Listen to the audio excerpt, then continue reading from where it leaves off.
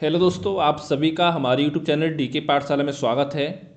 दोस्तों, जैसा कि आपने थंबनेल देख ही लिया होगा, आज की इस वीडियो में हम बात करने वाले हैं दोस्तों जो आपका एग्जाम होने वाला है यूपी पीएससी आरओ का 2023 वाला, कि उसके लिए सेफ स्कोर कितना रहेगा, यानी कितने नंबर हमारे पैट में आने सॉरी प्री एग्जाम आने चाहिए, जिससे कि हमारे जो यानी कि हमको मेंस एग्जाम बैठने का मौका मिल जाए। तो उसी के बारे में आपका बात करने वाले हैं, क्योंकि दोस्तों पता होगा आपका जो एग्जाम है 11 फरवरी को आपका एग्जाम होने वाला है। अब आपके एग्जाम में मात्र आपके पास 38 दिन का समय बचा हुआ है आपके एग्जाम में, जिसमें दोस्तों एक दिन हो सकता है 10 तारीख को आपको सेंटर पहुंचने में लग जाए आपको, तो यानी 35 दिन ही मान सकते हो मोटा मोटा आप, उसमें एक दो दिन वैसे ही आपका खराब हो जाएगा।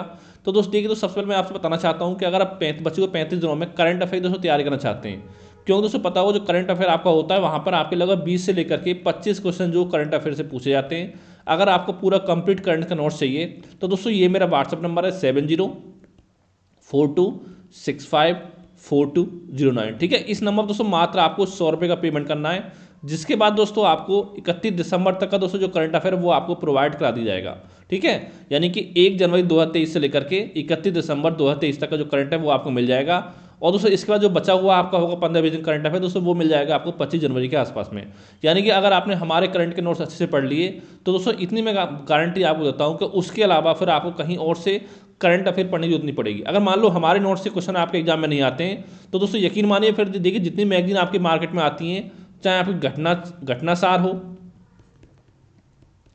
घटना चक्र हो, फिर तो दर्पण हो, आपकी क्रॉनिकल हो, और भी दोस्तों जो भी आपकी मैगजीन मार्केट में आती हैं, परीक्षा मंथन वगैरह हो गई, कि उनसे क्वेश्चन आपको फिर नहीं मिलेंगे।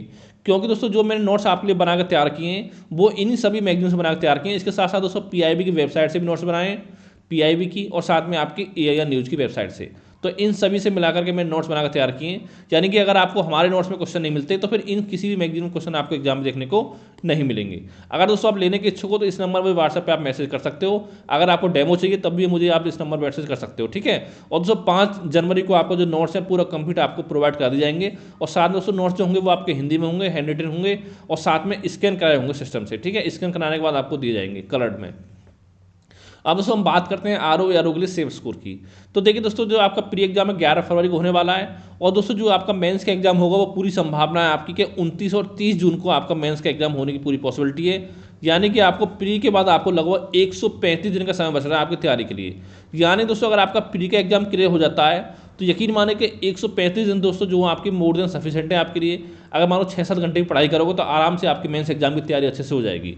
अब बात करते हैं हम सेफ स्कोर कितना रहेगा, क्योंकि दोस्तों आपको पता होगा इसमें आपके बहुत ज़्यादा फॉर्म इस बार भरे गए हैं आपके, और पोस्ट भी ठीक ठाक है आपकी, और साथ में आपका 10,69,000 आपके फॉर्म भरे गए हैं। अगर दोस्तों मैं सेव स्कोर की बात करूं, अगर दोस्तों आप पेट एग्जाम यानी प्री एग्जाम में अगर आप 130 क्वेश्चन अगर आप सही कराते हो नेगेटिव मार्किंग हटाने के बाद, तो दोस्तों इस बात की गारंटी मैं देता हूं आपको कि 100% आपको मेंस एग्जाम लिखने का मौका आपको मिल जाएगा।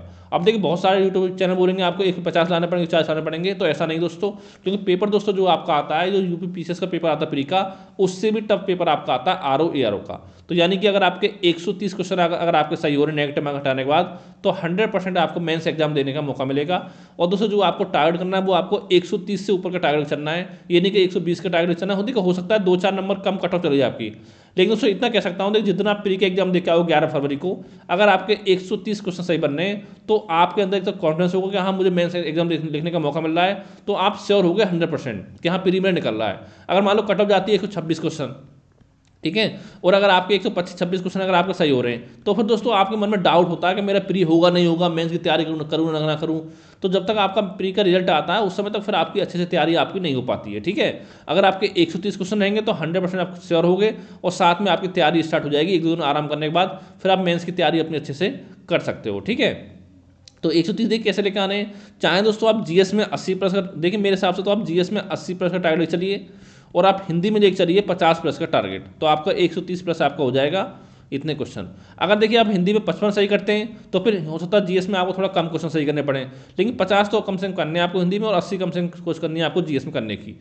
अब देखिए क्या पढ़ना है कैसे पढ़ना है, तो दोस्तों इस पर मैं एक ऑलरेडी वीडियो बना चुका हूँ, जिसमें दोस्तों जीएस से जितने भी आपके मोस्ट इंपोर्टेंट टॉपिक हैं सब्जेक्ट वाइज, वो सारे मैंने आपको बता दिए, यानी कि जो टॉपिक मैंने बताया उस वीडियो में, अगर आपने उस वीडियो को अच्छे देख लिया तो दोस्तों उसके अलावा देखिए अगर केवल आप उतना पढ़ लेते हो तो इतने मैं गारंटी देता हूँ कि आपको जीएस में लगभग 80 क्वेश्चन जो आपके कम से कम आपके सही हो जाएंगे। क्योंकि दोस्तों जहाँ से क्वेश्चन ज़्यादा बनते हैं वो मैंने टॉपिक आपको बताएं, कम से कम उतना तो आप तैयार कर लीजिए बचे हुए समय में। और जितना दोस्तों जो भी आप पढ़ रहे हो साथ में टेस्ट सीरीज सॉल्व करते रहिए, ठीक है। और साथ में जो आपका जितना भी हो सके दोस्तों रिवीजन बहुत जरूरी है, कि जितना हो बार बार चीज़ों को पढ़िए। देखिए जो भी आपका डाटा होता है, कृषि का डाटा हो गया, खनिज डाटा हो गया, उसको आप बार बार रिवाइज करिए, जितना रिवाइज करोगे उतना आपके लिए अच्छा है, ठीक है।